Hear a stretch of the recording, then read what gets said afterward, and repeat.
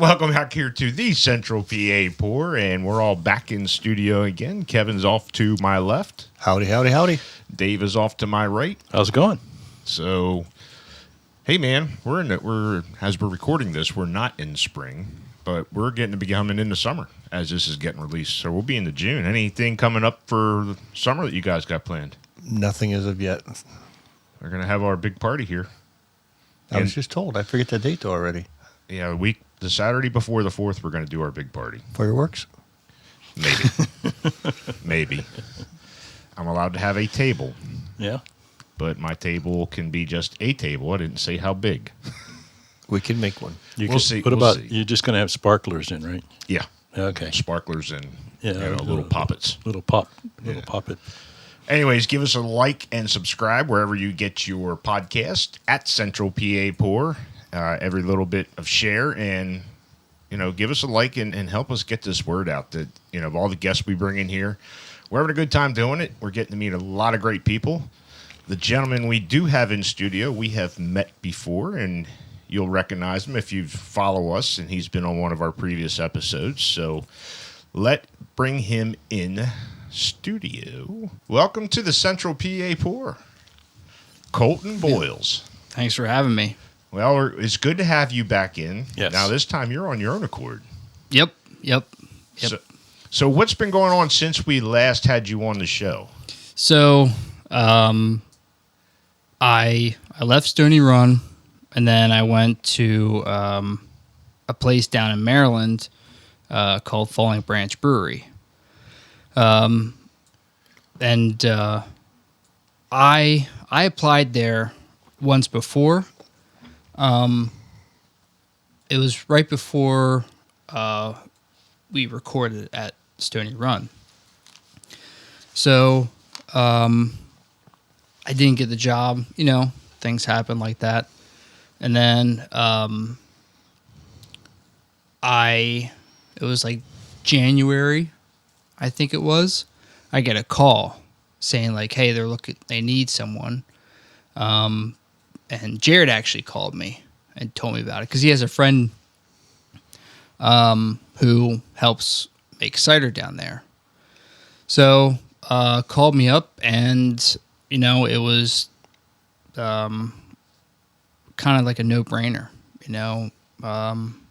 It was a big step up, full, carte blanche, and basically I was given the tools just to go further. So I took it. It went from a 3-barrel system to a 15-barrel system. So that happened in the meantime since you've been there. Wow. So, and if I remember right, the last time we had talked, you just kind of wing your recipes, don't you? You don't. Still do. Yep. You must have one hell of a memory. I mean, to an extent. I see, like, when I come up with a recipe, I'll come up with one.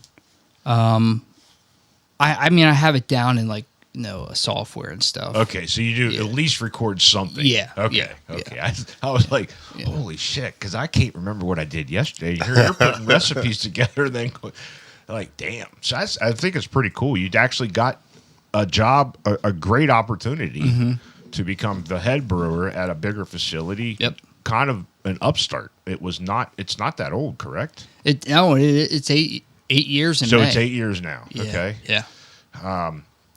And you're still there doing some wonderful stuff. You guys, are all that stuff I see on social media your ideas, or is that the owner's ideas? The Stout Fest and all that stuff. So Stout Fest has been there. That's theirs? Yeah.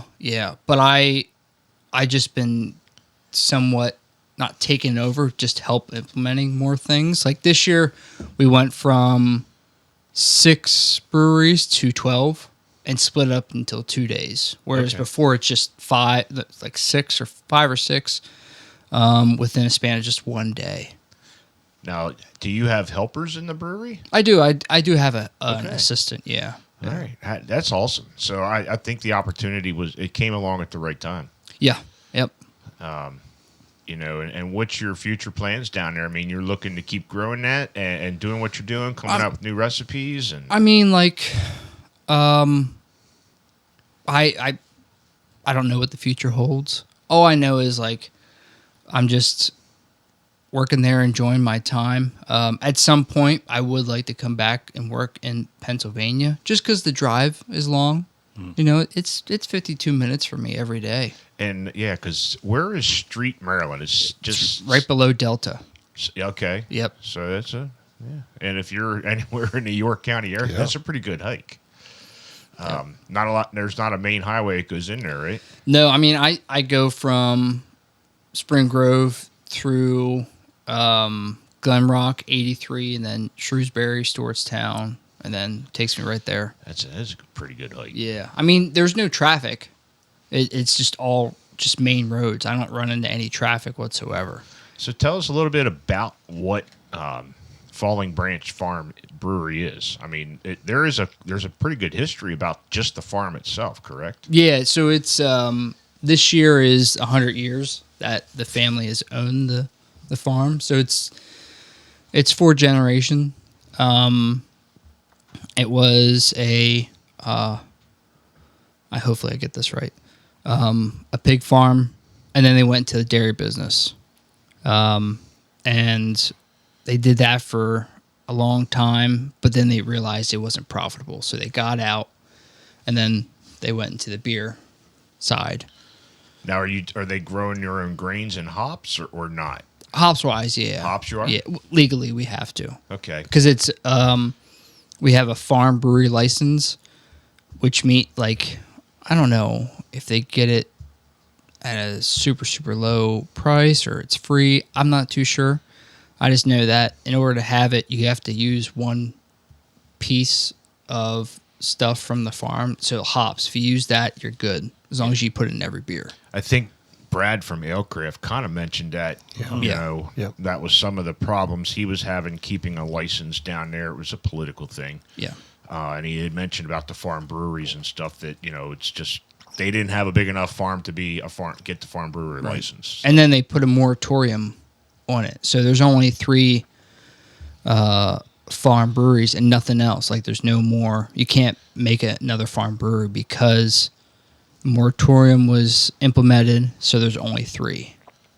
So is that just 3 in that area or Hartford County? Just Okay. Hartford County, I think. All right. So where's Big Truck? Are they down there? Is that considered a farm brewery as well, Big Truck, or not? I'm not too sure. Okay. I don't really keep up with the Maryland breweries because it's so much. And working down there for about a year seems like a long time, but it isn't. Like I'm still like figuring out like breweries. Like I don't know certain breweries. I'm so still tapped into what you're doing. You got your focus on what you need to do. Yeah. I understand completely. It's our job to keep an eye on the breweries. Yeah. And hopefully get them all on the show. What really got you down this path of brewing? So it was more like a logistical decision. So I graduated York College with an art degree. And I always wanted to be in art. One, because it felt right, but also I'm super lazy. I don't want to do office work. I really don't, But I realized that from an art standpoint, I wasn't going to get a job. And so I looked at it. I was like, okay, if I want to pursue art, I got to find a job that I can implement this in. And beer was the most logical. So I had a friend who I graduated college with. Their dad made homebrewed. And so I started from there. And then, that was freshman year of college. And then come end of junior year, Bailey's had a job opening. I took it. And, after I graduated college, Tim gave me an opportunity and I took it. And then, I went from there. I bet you were very popular in college with brewing beer. Oh, No, not really. you didn't tell anybody? I told people, but they're just like, "Oh, that's cool." Anyways, so it's not a good conversation starter. Yeah, I don't know. I wouldn't think that the craft beer industry would be something that would be in the height of a lot of college kids. It would be they're more for the how many cans can I get for $5 type of a deal. It's Crush them on your skull. Yeah, that's about it. So Yeah. price is a biggie. Yeah, yeah. So speaking of beer, though, Colton, we do have one here that you said we definitely had to try. And you said this is off camera. You said this is one of your best ones you've done. Yeah, I mean, well, that's what people say. Come on, it's okay to toot your horn. No, I'm so critical of my own beer that like at first it's like, yeah, it's great, but I just need to move on. Whoa. Like I cannot just like settle. Yeah. The problem is like I made it too good because now I want to make it again, and I'm just gonna despise it. So tell us a little bit what the name is and what went into making this hazy. So basically, it's one of their old beers. I like to bring back certain beers. And it was like, I looked through the recipes and I looked at it and I was like, okay, like this would be a good like, session. And I looked at the recipes and I tweaked it and took some hops out, put some hops in. But I used the grain bill that I always use. It's if the wheel's not broke, Don't why? fix it. Yeah, Sure. why? Yeah. So realistically, the only thing I'm adding is just hops. So this time, I went about it like the name. So since it's Journey's End, all right, like I wanted something super citrusy but dank, and went with the whole like Citra and Strata. It's super crushable, but it's light, and I used Strata CGX. It's basically cryo. Okay. It's just a rebranding. So Cheers to Journey's End Hazy IPA. I do get that. I get a dank aroma. it's super dank. Yeah. What's nice is that Strata CGX, basically that cryo. It's definitely a Yeah. distinct flavor in there. So you got 2 pounds per barrel for dry hopping, and then you got I think it's 0.75 per whirlpool. So I don't use any in the bittering. Okay. It's all whirlpool. All right. So you're not boiling a lot of this. It's all whirlpool or dry hop is when you're talking that, right? Both. Both. Yeah. So basically, and this is just like stuff that Jared from Collusion has helped me. Jared and Jason is like, before, all I'd known is, okay, we're going to make a hazy, we'll just put it 10 minutes. But I found out, and Jared's helped me with this, is that when you put hops right at that start of that whirlpool, it's like 212, you're still going to get some bitterness. Right. So it defeats the purpose of putting it at 10 minutes. But you're going to get that aroma, which is the slight bitterness, and that's what people love. And it depends on the style of the IPA you're going after. Correct. If I'm for hazy wise, Right. So, and then I've been harvesting yeast and stuff to, make it a better beer. And going 10 generations. I have no clue what I'm doing. I don't know how to harvest. I'm just pulling it from what I've been told to do, and it works as long as you're super sanitary. Yeah. I don't know anything about that either. Yeah. Being a home brewer, I do have a conical now that I can stick it in. So Yep. if I'd want to keep that trub. I guess that's what they call the harvest. Mm-hmm. But I'm like, but I don't brew that often. I brew when I got an open tap on the keg. Yeah. And that could be, depending on the beer and how many people are drinking, it could be a couple weeks, it could be a month. Right. And I'm not going to keep a yeast. It's as cheap as they are to go buy. I'll just buy it. Yeah. Yeah. Sure. Yeah. But I mean, I understand. Like, if as you guys are brewers, if you find a yeast strain that you want to keep, you want to keep it. 'Cause- Oh yeah, I have one. It's called like Verdant IPA from Le Monde. It's really good stuff, but that price point sucks. So you want to get as much out of that package as you can. Yeah, and it's one of those things where when I went from Stony Run to here, I was tasked with trying to make beers more costly efficient. And then I learned pricing. I did a whole Excel sheet for those people who love Excel sheets and stuff. Numbers. Yeah. I did all of that and broke it down. So, I looked at the most cost efficient wise. And so, like, for the Verdant IPA, it really jumps that price up. But if you repitch it 10 generations, you're only paying like the tenth of that of price. what it was Yeah. originally. So you can still make Yeah. a good profit. Yeah. Now, this is granted that you don't mess up the yeast. Right. Yeah. But it sounds like you're learning a heck of a lot by making that jump from being an understudy. Yeah. I mean, which was a good start. It gave you the in that you needed. Yeah. And by taking this job now you're learning the back end of it. Right. Yeah, I mean, I owe a lot of my success for right now to like Tim for getting me to start, and then also Jared and Jason. Jared and Jason's been the ones who have like taught me a lot. I'll hit them up when I run into issues. But like canning, I had no idea what the hell I was doing. Like canning sucks.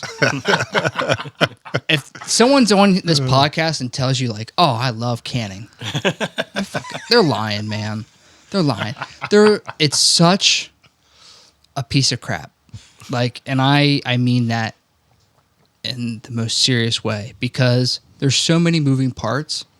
You can spend $100,000 on the fucking thing, but it's still gonna break.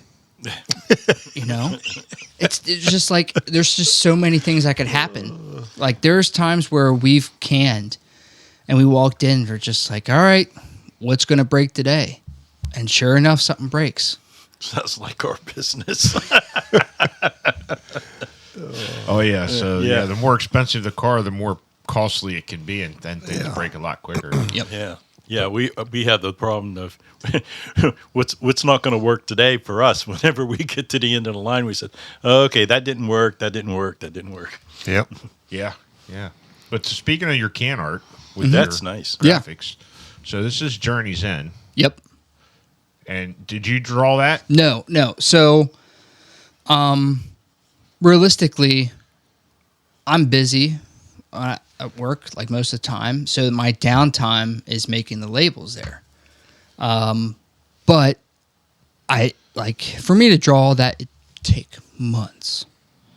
So I have to use stock art. Unfortunately, I don't really like it, from a fine art perspective, I don't like it. But if I'm for a graphic design perspective, it makes sense. Yeah. You can find stuff quick. Your time is just as valuable, and you got to put a price on your time. Correct. And that all goes into the cost of things. Yeah. Yep. Is your time. I think it's great what you're doing. So when are we going to see Boyle's Brewery? I like that face. Nope, not here. Not going to happen. I don't ever want to own my own brewery. I've seen what it can do, and I rather work for someone than like build a brewery. It's just not Yeah, I don't. It's just I just don't want to do it. I mean, you know? we kind of joked around, Yeah, with we us did. doing brewing. It's like, man, it'd be cool to have a brewery, but nah. You There's know, so much logistical Right. issues, and we like our weekends way too much. yeah, making the beer is probably the easiest part, even though it's sophisticated, but like you said, the logistics, getting it, selling it. yeah, and like it's most breweries. I think like some make mistakes by jumping full in on the brewery. Too quick. Yeah. And like you'll find it now. Like the ones who are closing are not adapting. Right. And that's the name of the game right now. Right. You can't just have a brewery, like 12 tap brewery, and then have no food trucks or like just solely rely on food trucks, no in-house food. You can't do that anymore. You have to have everything. Yeah. Like Yeah, you yeah. got to keep evolving every single year because why? Everyone has the same fucking motto. You can't just be like a cookie cutter brewery. No. Right. You gotta find Yeah. something that's gonna set you apart. Yeah, people are going into it now like, well, what's in it for me? If I go to it, what's in it for me? Yeah. And if you don't have a good food truck, you don't have an event, and you got the same beers, you're not constantly making new stuff, it's not going to work. Yeah. And I think we've seen that with some of them. Yeah. They've jumped in way too quick. Yep. Didn't have a good plan. It was kind of the home brewer like, hey, I like this. Where can I buy it? Well, you can't. Until now they start thinking they need to open a brewery. Yeah, and then you like, I maybe like 5 or 6 years ago, you didn't have to rely on like canning. Right. Now you have to. You have to get your If you beer want out to there. like sustain a business, unless you're in prime real estate location, you have to. You Yep. know, it's just and that's what sucks is like you have to shell out all this money just to stay relevant. So speaking of your canning, are you guys doing self-distribution or do you Yep. have somebody that's distributing for you as well? No, I got self distro. Yeah. So if they wanted to find Falling Branch beer in the cans, they got to come to your facility. Yeah, and like we have a bunch of like liquor stores. So you do Yeah. got some local Oh, stuff yeah. down that you get down. Yeah, there. Okay. we're in like 70 plus stores. It's basically in a radius of an hour and a half from our place. It's pretty good. Yeah. Yeah, that's pretty good. I mean, I've yet to get down there. I've heard, I see I see the post on social media. We know you. We've heard a lot of good things, and Jason and them say, "Yeah, you got to get down there. We got to get to a lot of places. Time is money." Oh yeah. Oh yeah. But yeah, it's just we like to try and get down and visit with everybody. But my God, we'd have to plan every day. Every day. Yeah, every day. And you had mentioned about Jason helping and Jarrett, and that's kind of what's cool with what we're doing. We kind of got to know all you guys. Yep. And if we run like just dabbling in the homebrew, I'll run into a question. I'll reach out to either Tim, Jason, or somebody that I know and say, "Hey, what do you suggest? Do it this way." Like, Yeah. okay. So it's a cool community that you guys all have Yeah, going on. and like it's one of those industries that doesn't have to be cutthroat. No. That's why there's collaborations. If there weren't collaborations, it wouldn't work. So speaking of that, are you collaborating with anybody that? Yeah, so it will be released by now. I'm not entirely sure on the beer yet. So it's our second time doing this collaboration. It's us and 2 of the farm breweries. Oh, cool. So it's Slate Farm and Hopkins Farm. And it's a cold IPA. So now a cold IPA is, depending on who you ask, it's, in my definition, it's just a fucking IPL. You know what? We mentioned that when we recorded with Sebastian and Doug. we were talking about. Was it the cold IPAs or the cold lagers? The way they ship them over here is when it made them. They called them cold. And I forget what that was. It had something to do with how they stored it, right? For us, it's how you ferment it. That's what I meant. Fermented, yeah. Not stored it. Yeah. Fermented. So there's a bunch of ways you could do it. I think some places take lager yeast and push it to its like radical point Extreme of limits. of like ale temps. I don't really like that. It's really sketchy for me. But it comes down to branding. You know, if I'm going to tell you it's a cold IPA, there's someone going to be like, "This is a cold IPA." It's just all how you brand it. That's all it is. So in my mind, a cold IPA, it's essentially just an IPL. Now, if Jared was here, he'd probably bitch at me, and he'd probably tell me straight what it is. But nonetheless, that's just what I think it is. Yeah. So, anyways, we got the second version, and the first version we did was great. Like it sold really well, but I don't like to get stale. Right. So I want to do volume 2. It's called Wolfpack. So we did a cold hazy. And this time we did some experimental stuff with like the Spectrum liquid like hop concentrate for dry hopping. Okay. There's a good chance I added too much. I don't know. But most of my beers, I'm not going to be like, oh man, this beer's going to be great. It's more just, I don't know what it's going to be like until it's canned. Until it's done. Just because, like, I don't want to hype it up, when it's not. Yeah, we legit. we were just talking to Ed and Rich from Vortex about that. Yep. I asked them, as a brewer, you don't know what that's going to taste like until it's out of the fermenter and ready to go for distribution or whatever. Mm-hmm. And he was mentioning about there was some that didn't turn out the way he liked it, and we asked him, what do you do with it? Do you still sell it and see if it does sell? Because what you might not like, the customer, he said, nope, I'll dump it. Yeah. So I can get behind that idea, but at the same time is like my tastes are completely different from down there. Now people are pissy down there. They are pissy.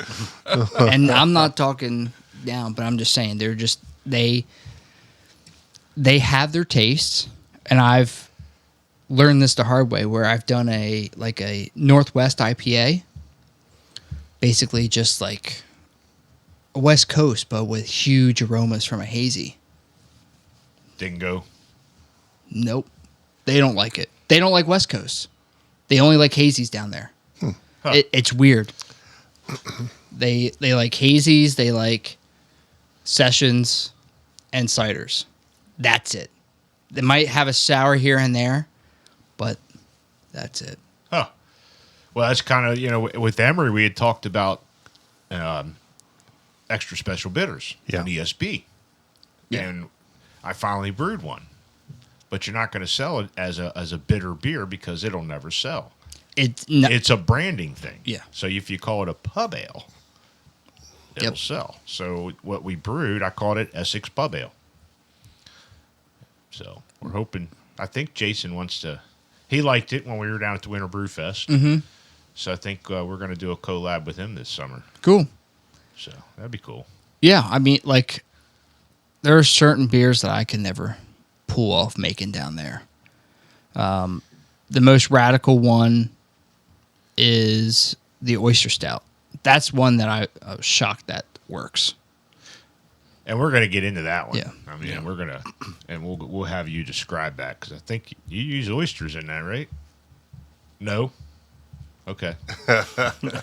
I'll explain. Yeah, we'll get the explanation.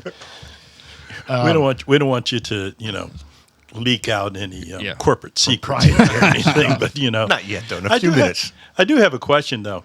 Yeah, you said that you grow your own hops. Yeah. And I was just wondering, without leeching any corporate information. Do you guys have an opportunity to sell to other breweries, or you just what you do? For We yourself? just what we do. Just because there's so much that goes into it, and like one hop, you have to put like a huge amount just to make a pellet. So it takes a lot. Okay. But I don't grow them. You know, the Alan, who is the one of the generations, owns the property. He's the farmer on the land, so he does all that. So, Gotcha. What are the hops you grow down there? just Cascade, It's just one hop. Yeah. Okay. just to satisfy that. And you had mentioned, if you go to the home brew supply and you buy 1 ounce of the pellets, that's probably like a couple pounds of fresh hops that are in that little pellet. Don't hold me to it because I could be wrong, but I know it takes a lot just to make a pellet. Yeah. So And I thought, with us dabbling in some homebrew, I said we might reach out to Mike and Sharon up at Gems and just see if we can get something from there and try a fresh hop. yeah, They also do pellets there too, but Well, I just did till the garden. We could maybe grow Grow our some own this of year. I thought you asked me to put some tomatoes in there for you. Oh, never mind, Dave. special plants, Yep. the 5-leaf kind. It's clovers. Clovers. Well, we got another beer sitting here, yeah. Colton. So tell us a little bit about this one. Hermit. What's it say on the label? New England style IPA. So it's technically a hazy. Yeah. Okay. So I think it's Mosaic and Simcoe. That's in it. It's one of the old recipes. Yeah. I despise Simcoe. I don't like it. But Mosaic's a no-brainer. So you put them together, it works.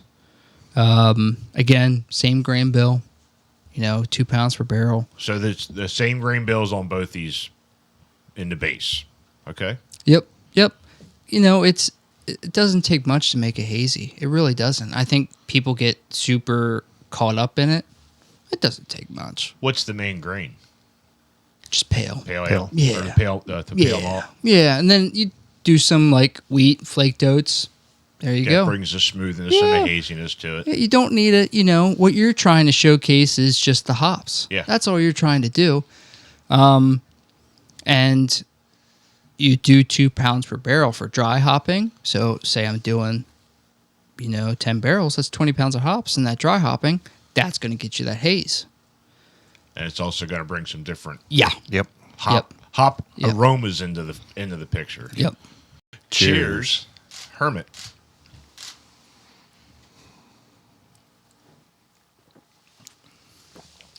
Smooth going in. I'm definitely getting that Simcoe and Yeah. Mosaic on Yeah, the yeah. back end of the palate. I would say this one's more hoppy than the other one. I think I'm getting a little bit more hop on the back end. Yeah. The other one, it was that dank hopness that came through on the front end. Yeah. Yep. See, I see both of them back opposites, but I think this is less hoppy for me, anyways. Yeah, it's Interesting. It's crazy how it tastes. Yeah, Are different. interesting.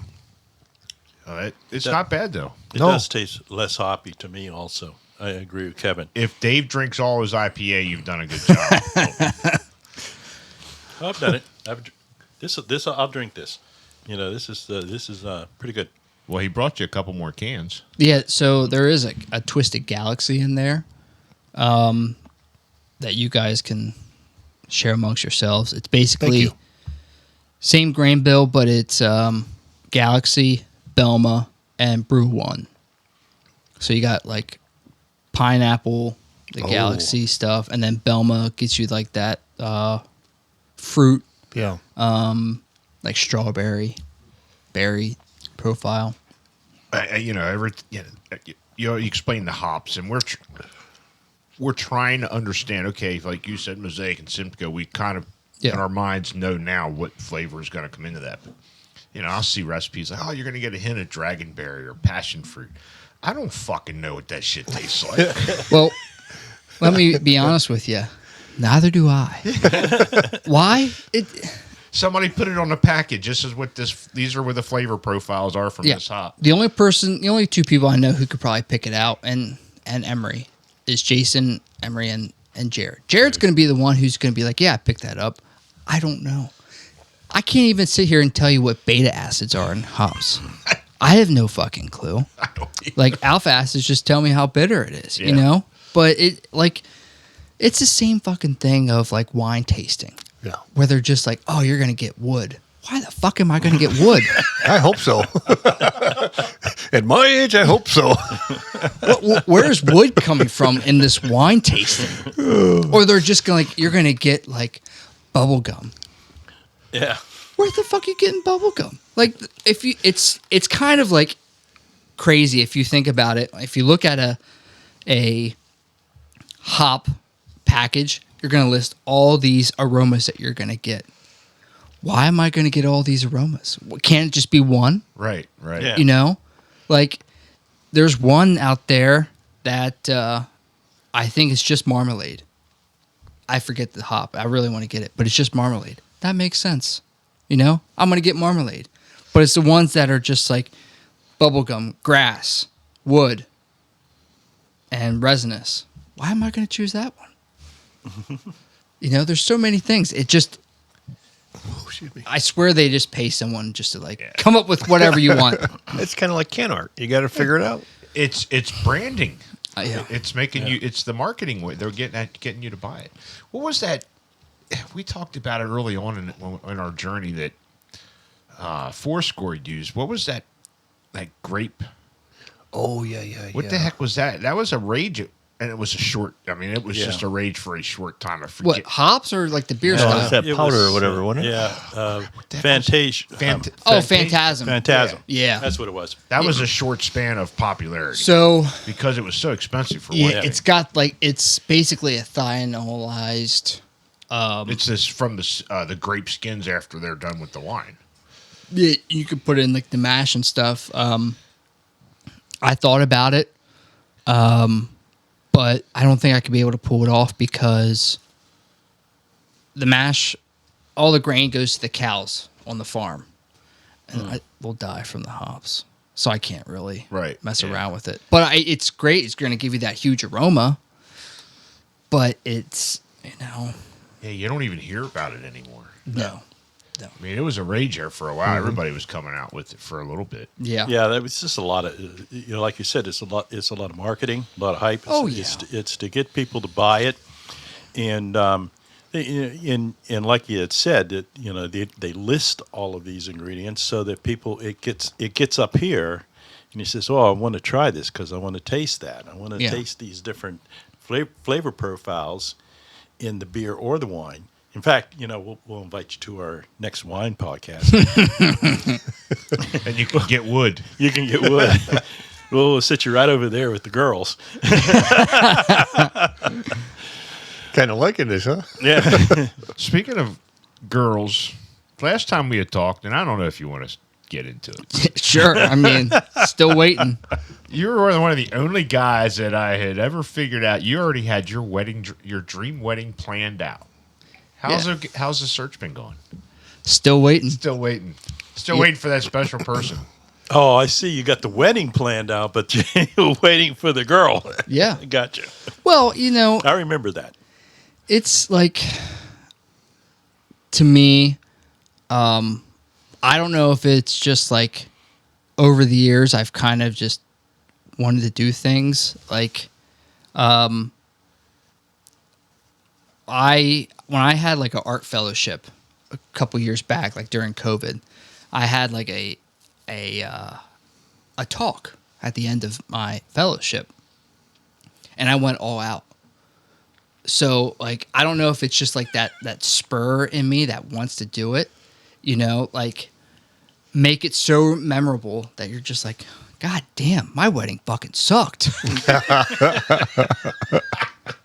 I love this. But like, I've accumulated so many relationships that like the ultimate goal is to have like a wedding that like Everybody's talking. yeah, and that or like they've like I have friends who can make food for me, you know, like Yeah. it gets to the point where I did this whole wedding for like, you know, a couple grand Yeah. because I have so many connections. But, you know, it'd be cool just to have like a wedding that like everyone comes to. I could care less about price. I don't give a fuck. Like, you know, But don't you have the venue? I mean, Yeah, they I was do. getting ready to ask. Yeah, you have the venue there where you can do the wedding nah, there. I don't want to. Oh, you don't want you don't want So- to do it there. Is See- it an event space or is it just more? Oh yeah, you could do a wedding there, but Yeah. I'd rather have like a winter wedding.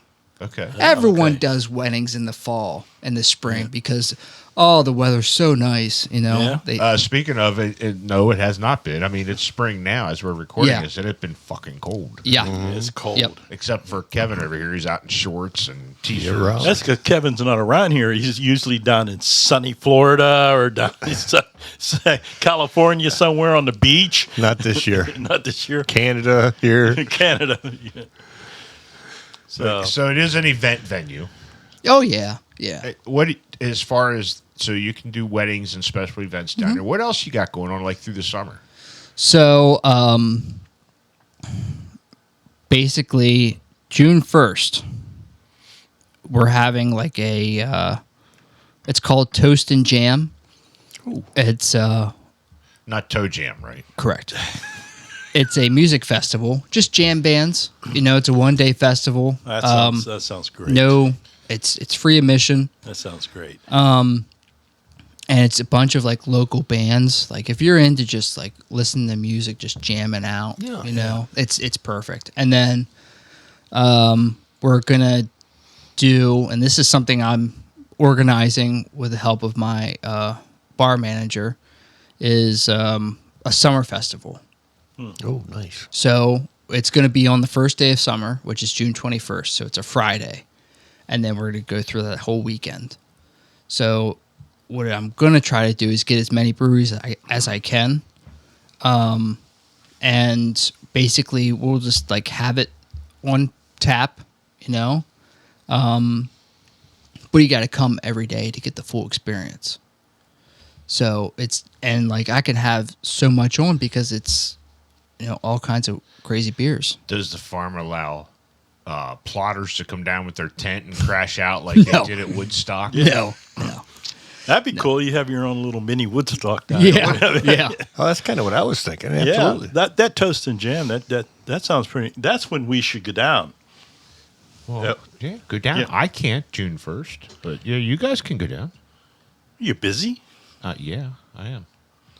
Cancel it. I can. It's a big training event that I'm in charge of. Oh, okay. I'll do it for you. You're in charge. Those poor, Yeah, those poor students. That's I some mean, shit. They trust me to be in charge. So yeah, that's like a good idea. So that's I like not that. in stone yet. It's just, No, it is. But so it is. You yeah, just don't have all the details. yet. correct. Okay. And then after that is the thing that I dread the most. It's Pumpkin Fest. Pumpkin Fest. Oh, So are we putting pumpkin in the beer? I can't stand pumpkin beers. I can't either. I don't like 'em. You're going to hear me just bitch about a lot of things on this podcast. I but- was the same way, but I liked when Emery was here. I liked his pumpkin beer. Yeah, Emery does a good job. The problem is like he gets the opportunity to make it once. I have to make it 2 fucking times because it goes through so much. Like I do a 15 barrel batch 15 barrel, and you got to do that twice. twice. So I'll make it in August because people just can't help themselves. As soon as August comes around, oh, we got to have a fucking pumpkin beer. And then tradition. that sells out, and then Pumpkin Fest rolls around, and what's people going to drink? They're going to drink a pumpkin beer while they're picking fucking pumpkins. So I have to make it again, and it's a pain in my ass. I can't stand it, and it's just like one of my biggest pet peeves is making a beer that I have to make. Like when I was at Stony Run, it was like the quad or the pumpkin beer. I love the quad though, man. When that quad, back when I was strictly like bourbon drinker, I remember you made me go down and get that quad, and then he didn't have it, did he? That It was first time? He didn't do it all the time. Yeah. No, yeah, because I changed it. It was I was the reason why. So you owe us $20 in gas then. I told him, I was like, and it's logistically, I was just like, if we only do it once, It's a special beer. special beer, people are going to want it and Yeah. it's going to sell quicker. I was correct, but I still dreaded that day I had to make it. Yeah. I tell you, the first time I had a pumpkin, it was years ago. And then stop. I know it's gone. Why? Did they grind the Okay. hops on the stone? I didn't All right, say get it Dave. out of your system. But the first time I had a pumpkin beer, it was with some friends, and we went into a bar, and the bartender, he says, "Have you tried our pumpkin beer?" And I says, "No, I haven't." And he says, "Here, try this." And he gave it to, and I took one sip of it, and I said, "What the hell is this?" I mean, They can be nasty. What I would like to do is change it up and do a yam beer. You know, I've heard of See, that. Second or people third time doing I that. heard that. yeah, so you you know, heard of like that. or like a sweet potato beer. You know, turn things that like everyone does on its head and just like and just change it up. You know, not a lot of people do like sweet potato beer or yam. You know, You it's see it once in a while. You don't. Yeah. It's not a regular thing. Yeah, And is it because they, like you, they want to do something different, or they don't have access to the pumpkin? I think it's. I don't know. I don't know the answer to that. I think people are scared of the sweet potato. Pumpkin's love just like sweet the potatoes. easiest. Like Yeah. now, so pumpkin, you can go about it ways, different ways. There's a way where you say it's pumpkin, but it's not really pumpkin. You put pumpkin spice in it, and your brain tricks you. Yeah, Like, okay. I could It's- taste a pumpkin. It's that cold IPA. Yeah. Yeah. So, or you can put pumpkin in the mash. I really don't like it in the mash, and that's what I did when I had Stony Run. For me, my thought process was if I'm going to put it in the mash, it's just going to boil out the flavor anyway. So, you know, but there's multiple ways. It works too, you know. People still loved it, but it just gets that mash so sticky. Yeah, I remember Emery saying it was like, I'm going to forget how many pounds he used because he doesn't have a huge system. No. Forget how many pounds he used, and he said, oh my God, it's stuck and gummed up Because it's just everything. pure sugar. You know, think about it. It's basically candying it. Yeah. You know, and then what's it going to do? It's going to make it sticky. Hey, we're not brewing a pumpkin beer. I think we ought to try, huh, Dave? Yeah, I'll watch. We'll buy the fucking extract. And that's the thing. It's like there's no shame in doing that. You know, Get an air freshener in the background. you know, like Love that pumpkin. I wouldn't have an issue doing it. You know, especially if you're doing 15 barrel batches, you got to look at it price wise. Price wise, and you said Yeah. your bosses, the owners, let's get it under control and figure out what Yeah. it costs us to make a beer. Yeah, you know, Bingo. it's and that's another thing that breweries don't really think about is like they go all in and they're so used to home brewing that you can't just scale it up. That's not how it works. Yeah, and I found that out. You know, like you can't do that because home brewing, you're taught like, okay, here's 5 grains, I'll put it in, you know, whatever. But when you go to bigger scale, that system changes completely. You know, a pound of hops and what you're used to is not going to translate into a bigger version. So for me, if I want like, you know, just a regular wheat IPA, not like just a regular wheat, I only put like a pound of hops in if I'm doing 10 barrels, just because like how different the system is and that vigorous boil. You know? Well, and speaking of that, when you went down here, you said it was a 3-barrel system, and you went to a 15. How Yeah. much of a learning curve was that? It really wasn't. It wasn't? No. Okay. Here's the thing is like, I don't ever want to go back to a small system. The bigger it is, the easier it is. Huh. Now, this is all manual, so you can see everything. But it's like there's a chute that puts the beer, like puts the grain in. I can mill it the night before and just let it sit and just come in, just start mash it in. It's got its own whirlpool system going on. Vorloff. It's so nice. Now, obviously, there's some things, caveats that drive me up the wall, but other than that, like, it's really nice. Like, whereas like a 3-barrel system, it's all by hand. You know, you got to rake it in, you got to pour all the grain in, and shovel it out. Yeah, shovel it out. Like, and you got to worry about dough balls. Yep. Not on this system because there's just rakes that's just constantly going, and it hydrates that grain as it goes down. Yeah. We kind of learned that at Sign of the Horse. I mean, did. we brewed on their Yes. smaller system, their 2-barrel. Yeah. But he took us over during the break while we were waiting for it to. It was during the boil, wasn't it? Yeah, during the boil or the Yeah. mash, one of the two, where we had about an hour. Took us over to the bigger system and showed us, that the chute and The grain the chute. grain, Yeah. and then Oh, yeah. inside their Yep. mash tun was the rake that kept it Yep. going, which is cool. And it was a neat day for us. Absolutely. But what's some of your favorite styles of beer? I know you said you fucking hated the, The IPA is not on the top of the list. I I'd can like- tell you that. but it is. It's listed in his thing. He loves IPAs. So it's just like it's easy to make, like it's fun to make. I don't like the beer. I really don't Okay. because I have to make it all the time. It's just a But- matter of what you. Yeah, because like I have it so dialed down that it's just like, all right, I got the grains and it's just throwing hops in. So for me, it's like, all right, what kind of aromas am I going to get? That's what it comes down to. But other than that, like it's just easy. It's a day that what it's going to be like. So these are what you're saying. These are the beers you like to make because you already know what you're doing. Yeah. It's second nature. Right. It's just a matter. Okay, so I'm going to change the hop bill up a little bit to bring a little bit different Yeah, palate. yeah. to it. That's So- what's cool about it. And I think a lot of it is, I think a lot of IPAs are that way. You get a brewery gets the grain bill, once you get that, boom. and then it's just changing different hops. Yeah. Okay, hey, let's do this hop and Now- make this one. I will say that I will change it up a bit because I don't want all my beers tasting the same. Right. So, what I will do is sometimes I'll change like the oats.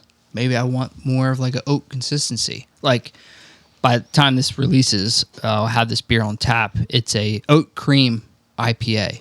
Oat cream IPA. So basically, it's just think of it like an oatmeal stout, right? I'm just trying to get Yeah, that think of thought like around my head. Oatmeal stout, but you basically just do like pale naked oats and some oats and like put So it's gonna get real soft and creamy. yeah, and then I'll put maltodextrin in it. So lactose, it eliminates people from drinking it. Right.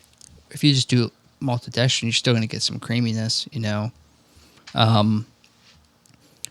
that will get you like this somewhat milkshake feel, but also not. You want it super, super soft and velvety type of profile. Right. Yeah, that sounds interesting. It does. And with a black IPA, you're probably putting some roasted malts in that to get that Yeah. black coloring out of it. Mm-hmm. Other than that, it's pretty much an IPA. Yeah. It's just the coloring of that. Yep. But speaking of coloring and beer, We're in a darker one now. we're getting into the darker ones. Yeah. So this is since we're recording this at the end of March, so Yeah. St. Patrick's Day was just a couple weeks ago. Is that when this was released, or has this been out for a while? A couple weeks. Yeah, I had it done like early March, can wise, but on tap wise, it was released St. Patty's Day. So this is called what? Crimson Dawn? Yeah, that's their name. That's their name. So this is one of their. Yeah. This is their beers that you brew for them. Yeah, so I did change it up. So basically, I went it through like the authentic way. I found some Irish base malt. Okay. I used that. It's a dark. So it is It is. darker. Yeah. Darker color looking. than I'm used to seeing on an Yeah. Irish red. And so like, which is weird because it wasn't supposed to come out like that. It's just how that thing sometimes things come out, but it has chocolate rye in it. I was gonna say I'm getting a nice malt Yeah. aroma. It's And super that chocolate. Yeah, you got I think like I that. get the chocolate out of it. That chocolate rye Oh yeah. is really it's nice because it gives you like that subtle roast without giving you the roast. Okay. You know, I got to give you a little shit here. Does it taste better than it smells? I think it smells awesome. I really do. I mean- I don't want to get let down here. it's. I think it smells damn good. How about you just drink it and then All right. let me know. The So rye. cheers to Crimson Dawn. Cheers. Cheers.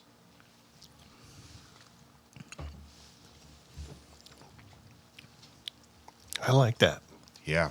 So it's malty, It is. It's Very malty, I think it's damn good. but it's the Irish ale malt that I found that changed it up a bit. What's I gotta, that? I gotta think of what I have in my Irish. I don't think I think I just have the Maris Otter as the base. So yeah, you can do a sweet base, but like There's something on the end though that I don't know what it is. it's but going to it's be that rye. It's going to be that chocolate rye. That's good. So if you get some of that dryness, Yep. that's what it is. And that's what you want to have an ale. You want a dry Yeah. finish on any ale, And it's- especially yeah. English European style ale. You want a dry finish. Yeah. That's good. I mean, So that chocolate rye is going to give you like that subtle roast. Now, if you look at like an Irish red, you'll find that most people put like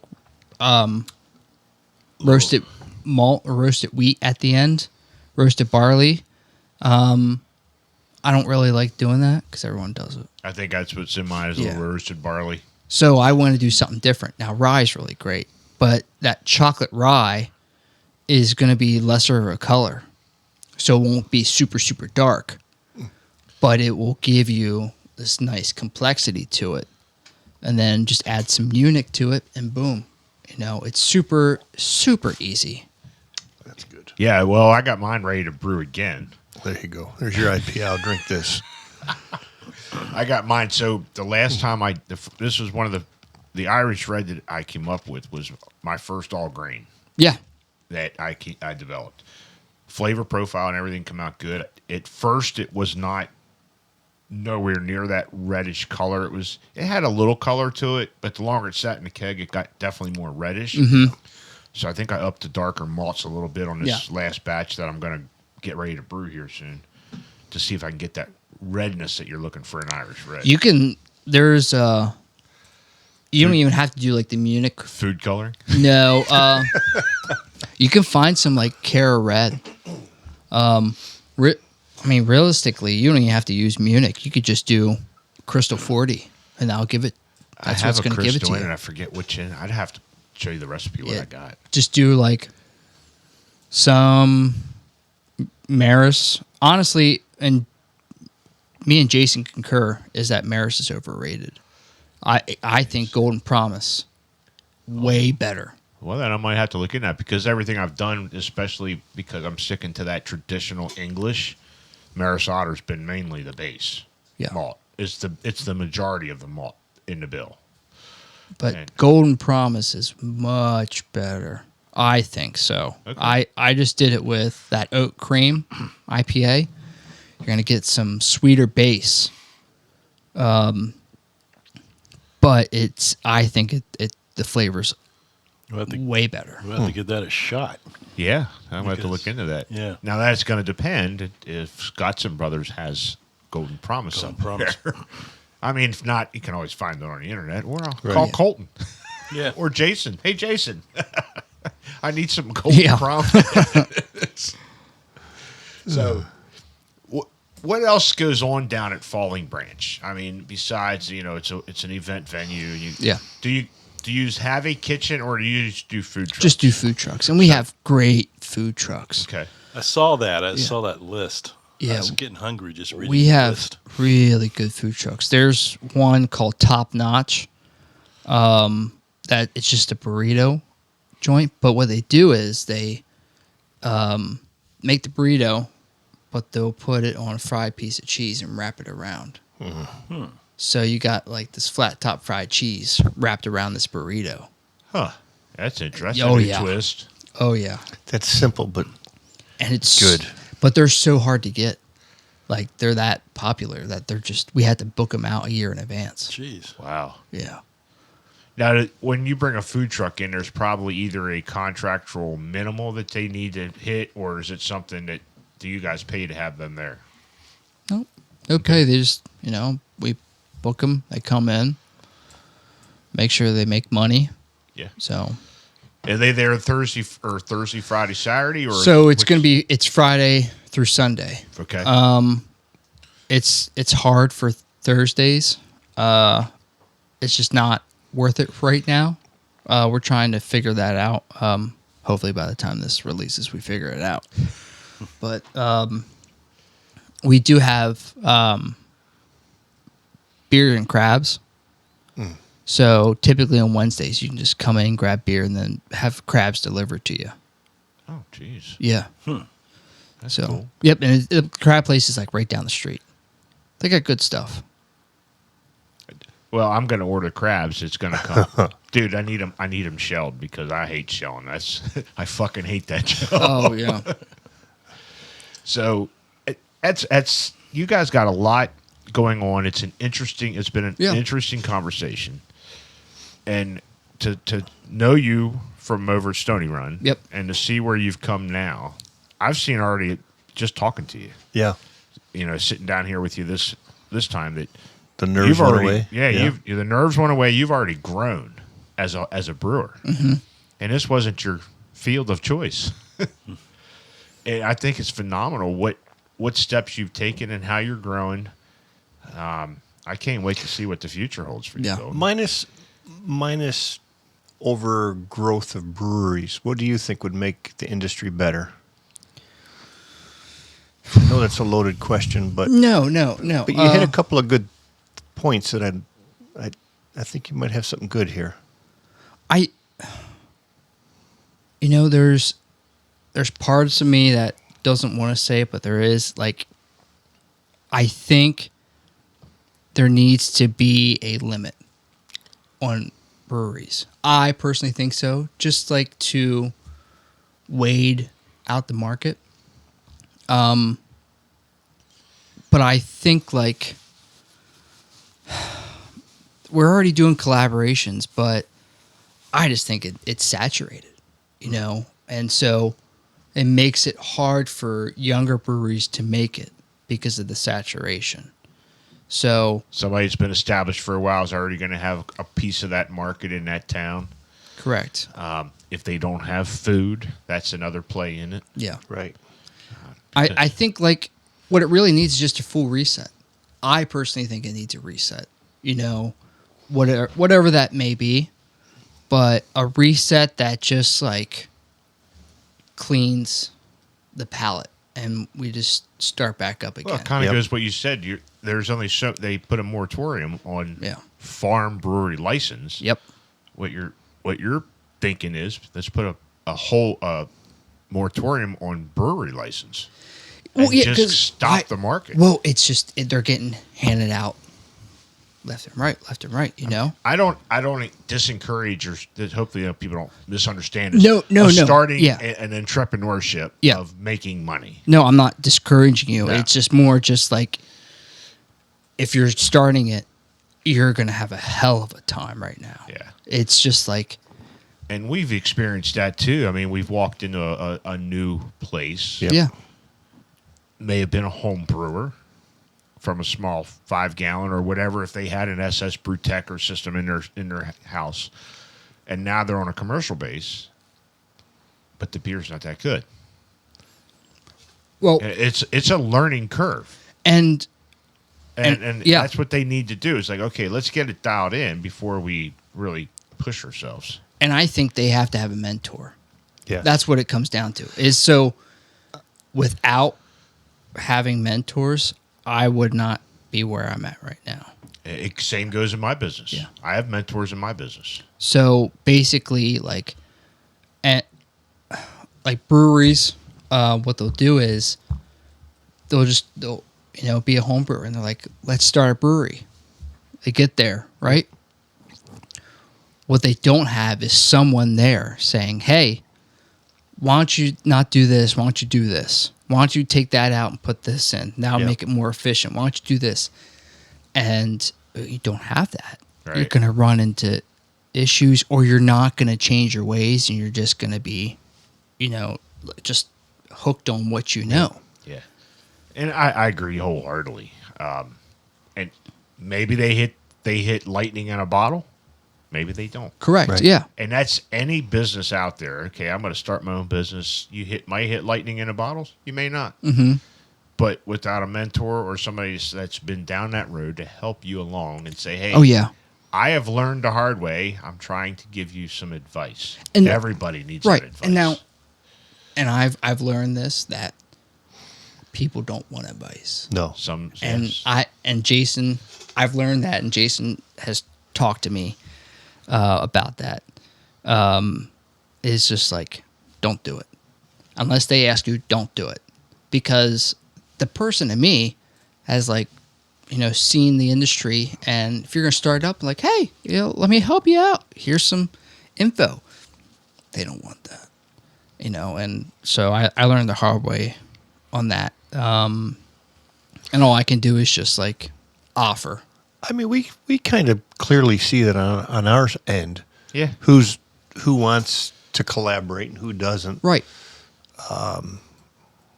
For the most part, everybody we've had as a guest is the community's tight. Absolutely. Everybody's part of the community. Yeah. And whether you're in Maryland, here in York County, Lancaster County, it's a big community. It is a huge community. I mean, Oh, what, yeah. what was it? Back in 2011, there was 88 craft beer houses in PA. Now we're at almost a 900 or 1,000. Oh my gosh, it's insane. I hope the bubble don't burst. We need topic. We do. But more importantly, And there's fucking more beer to drink. right. But different things, whether it's a simple bingo night or Yeah. that's got to change too, because you're trying to get all aspects. You need the kids, the adults with their kids and dog. Mm-hmm. You need Dave from the senior living centers. Sorry, Dave, I love you, man. Wait a minute. Excuse me here. But Can you hear me now? But how do you cover all those aspects? No, and I get what you're saying. So, I mean, karaoke and bingo's getting old. that's the thing. Trivia is outdone. You can't do trivia anymore. That's what we've experienced. Is Everybody's doing we've done trivia. The only way to do trivia is if you set yourself up for a tournament. You say, hey, we're a designation. You come in, you win, you move on. That's the only way you're going to do it. If not, people aren't going to come in. I got an idea. No, go ahead. Since there's a farm along with this brewery, taking a hit off our brew kids, fucking Nerf gun tournament. Maybe. That's Now, we have cornhole tournaments down at our place. pretty cool. So it works because we got the space. What I proposed, and hopefully by this time it works, I don't know, is a dart league. No one's really doing darts. Now, It was okay. big back in the Yeah. day when Yeah. you went to a bar. So yeah, you go to a brewery, you're gonna find some darts. But I'm talking it's ran by someone who's doing dart leagues. Why? It's just it makes sense. We got the fucking beer. You throw your darts and you keep drinking. I would do pool if we had Pool tables. if we had the space. But I would propose to do it on a Friday because Fridays for us are kind of slow sometimes. It's hit and miss. It's kind of like whatever industry, because take the radio. I Yeah. listen to the radio maybe only 2 hours a day, and I just said to myself, it's the same shit every day at the same exact time. They're playing some bullshit Family Feud trivia, and Yeah. something's got to change to keep Yeah, you you alive need and to- strong.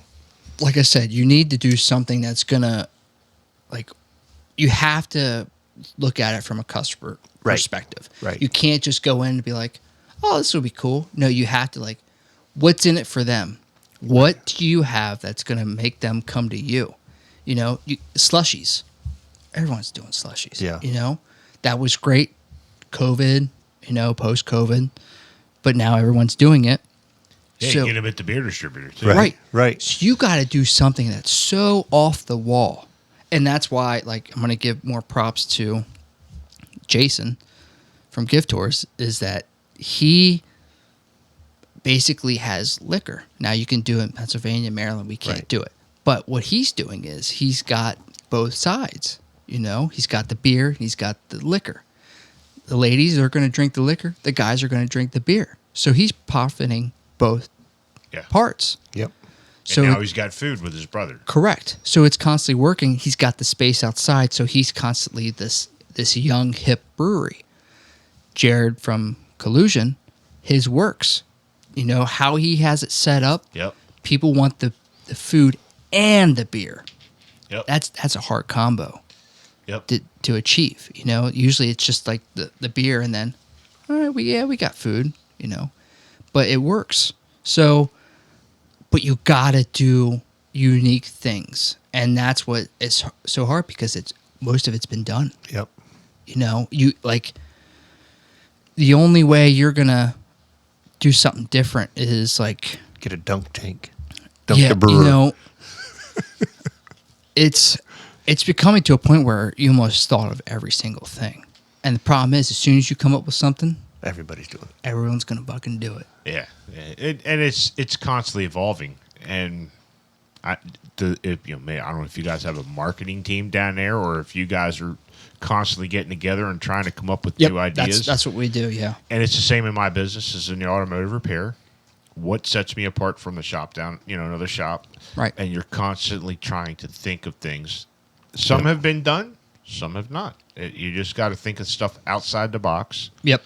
So it may work, it may not. Yep. And what it boils down to is, if you really want to look at it, is like I call it the customer experience. Like Exactly. there's the user experience, that like what those terms are for like on computers and stuff, Yep. but it's the customer experience. If you got a place where you can just go and just hang out and it's so friendly, so laid back, realistically, you don't really need anything. No.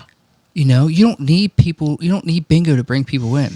If you got such a great atmosphere, you don't need it. And I think that's why Gift Horse Inclusion and Emery's works. They got the atmosphere, and that's what you need. Yeah. So you can't just like rely on events. Look at it from like, is my furniture comfortable? Is the bar accessible? How's my parking? Walk in your place with a 360-degree view. Yeah. Yes. Yeah. Yep. Yep. Or not a telescopic view, or a telescopic view, so you're far away. See, I'm simple. Is the pisser clean? Yeah, is my bartenders treating everyone properly? And just like, it's the whole atmosphere perspective of it. Yeah. So if you don't have that dialed down, And if you're not gonna look at trying to do something different, Right. keep up with the times, like you mentioned earlier Yeah, on, you- you're gonna become obsolete. Yep. Right now, I think the hottest thing is events. That's where breweries are going now. It's like, what kind of event can I hold at my place? Right. Well, Toast and Jam, Yeah. Summer Festival, Yep. your favorite Pumpkin Fest. Yep. So, like, if you have the space, use it. Use it. I think that's what Jason and Mick, their gift tours. Yep. Downtown New York, it's ideal. They have the whole beer garden outside. Correct. Yep. Yeah. On a farm, though, could you do something? I don't know. I'm thinking outside the box. Could you do like skeet shooting or? Well, you don't want to do that with beer, though. Well, but- Yeah, it comes might be down a to little- like legal issues. Yeah. Maryland's different, so I'm Yeah. sure there's some legality things that you have to do. There's some ideas that we came up with, but we don't think it was feasible. I always offered like the idea of doing disc golf because it's so big that you can just set up things and just chuck it, and it's just doing putting tournaments. But it also comes down is like, we're all busy. Who's going to run it? Yeah. That's what it comes down You need to. staff. Yeah, so you have to have someone who's going to run it. Where for like the cornhole, we have a guy who we talk to. We give him X amount of money. He sets up tournament. People come in. They buy beer. Work both parties. Yep. So can they farm you guys at, any of the festivals, the beer festivals outside of your... it's only just Maryland. So Yeah. you don't go out to like some of the, or only just in the Maryland beer festivals. You won't come up the north. Can't. Okay. Yeah. It's at Mason-Dixon or State Line. It's restricting you guys to come up. Because I was wondering why we didn't see you at the Winter Brew Fest. Yeah. There's a way around it that we could do, but it's really sketchy. I say because I think Big Truck was up at Yorktoberfest. So they are signed with a distributor. If we are signed Brewery with products. Yeah, if we sign with the distributor, we can go wherever. Okay. So that's how they were up here. Yep. Interesting. Yep. We find something new out every time. We Yep. do. Yeah. So if you find a Maryland brewery that's up here, they have a distributor. Yeah, that's, we had Safranco on here a little bit ago, that they are an advisory group, like a hospitality restaurant broker. Yeah. Yeah. Found out differences in a liquor license, that they actually can help you purchase your liquor license or beer license or whatever. So we find new stuff out all the time. So tell us once again where they can find Falling Branch Farm Brewery, like your address. I mean, I know you're on social media. Yeah, so it's going to be it's like 825 Highland Road, Street, Maryland, and then just go on Falling. It's Falling Branch Beer on Instagram, and just Falling Branch Brewery on Facebook. Okay. And then fallingbranchbeer.com. All right. So we're looking forward to see your next progression, Yeah. especially down at Falling Branch, and we're hoping to get down there. Yeah. Yeah, that'd be nice. Dave, any last comments? Nah, I wouldn't mind coming down for that Toe Jam? Yeah, toast jam. You beat me to it. I wouldn't mind going down for that. I like listening to music, and especially in a jam session where you just have musicians that just decide to go up on stage and jam with other musicians. And you're going to bring your now I'm not going to 50 Stratocaster, right? Not going to bring my guitar. I think that myself and everybody down there would rather listen to them than listen to me. Believe me, my rock and roll days are behind me. I'm sorry, but I wouldn't mind coming down for that. That sounds interesting. Yep. So, Mr. Kevin, no, just thank you. Kudos to you. Yeah. We personally see the growing that you're doing, as you're progressing into your career. So keep it going. It's good. Appreciate it. We do appreciate you coming up here, Colton, and sitting with us. Now that this is your own turn, so Yeah. Yep. yeah. Good luck on the dream wedding plans. And do you want me to put your contact information, like he's available? I think the people listening, I don't know if I want them. Whoa. I was going to say, They got to have insurance. That's what it comes down to. If they got good insurance, health insurance, we'll talk. You're in. I'm in an industry I know that's not going to give me good insurance. Yeah. But if they're a nurse, oh, man, we got to get that good health insurance. All right, so we're going to put that in the tag. He's looking for some kind of CNA, RN, or whatever. Maybe has good health coverage. Yeah. Or they work for a government. That's even better. And you don't have to pay a thing. He's already got the wedding plans planned out. No need to study about wedding plans. It's all done. This is a catch. Yeah, we'll have to get your picture and your bio, and we'll have to have someone take it down to Wellspan and post it on the boards down there. Well, not a bad idea. I mean, my mom works for Wellspan, so that's why I know that insurance was great. Oh, it is good. Oh, it is. Yeah. Great. Oh, yeah, that's why I want it. Yeah, both of us have benefited from the Wellspan insurance. Oh, yeah. So It's Yeah. good stuff, discounts on I got to work medication. hard to pay for my insurance. Yeah. These guys. Yeah. Yep. Yeah, but you're also making 7 figures, so. Yeah. Is it just 7? Oh, wow. Cheers. Sorry about that. So what is going to be our cheers beer? This is a special one. Yeah, so it's an oyster stout. And you were going to explain it because I kind of tried to understand it and So there's fucked it up. There's so. 2 ways of going about it. You can go with like actually putting oysters in the boil, or you can do a different way. So for me, price point wise, I couldn't really afford to do it. So I had to use minerals. So basically adding like gypsum, calcium chloride, and some sulfate in it. And what that does is you're going to give you that super, super minerally Kind of composition. like eating a raw oyster Right, that come and- out of the ocean. Add some sea salt to it, and boom, you're going to get like that. If you let it sit a while, you're going to like, did I just eat an oyster? Just like after you like, don't take a sip, just let it sit on your tongue for a while, and you'll get like that oyster. So when there are some people that Yeah, do yeah. oysters Yeah. in the oyster Uh-huh. stout. Okay. Yep.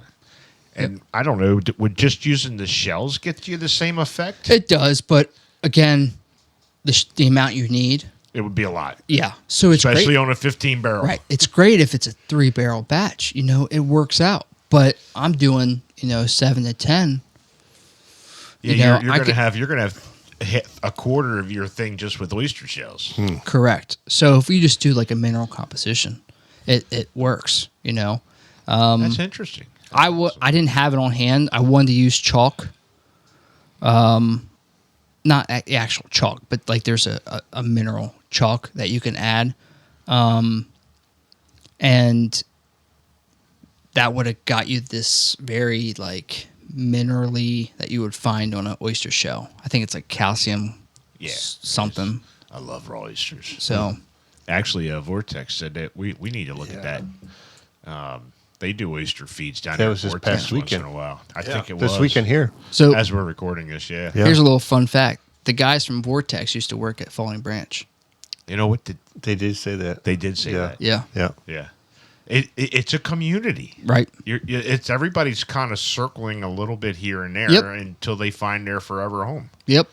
Well, something would fall on Branch and good people. I mean, what You the know, hell? Colton said it'll be Boyle's Brewery. He'll be married with the dream wedding. He won't be at Falling Branch. He'll be at Boy's Brewery. Yeah. Raking in all kind of money because he owns his own business. 5 or 6 kids that keep shoveling out the oats. Colton, hey, man, we appreciate you coming up here. Glad we could get you on the show. Yep. We wish you nothing but the best down there at Falling Absolutely. Branch. Appreciate it. We're hoping to get down there and keep watching you grow as a brewer and becoming mentor to somebody else. Yeah. Appreciate it. So if you're out there, this is Oyster Moon from Falling Branch. I don't know what you have in your glass, but if you're out there, we're going to raise a glass with Colton Boyles from Falling Branch Farm Brewery in Street, Maryland, and the CPP crew. And let's all be bonded by beer. Cheers. Cheers.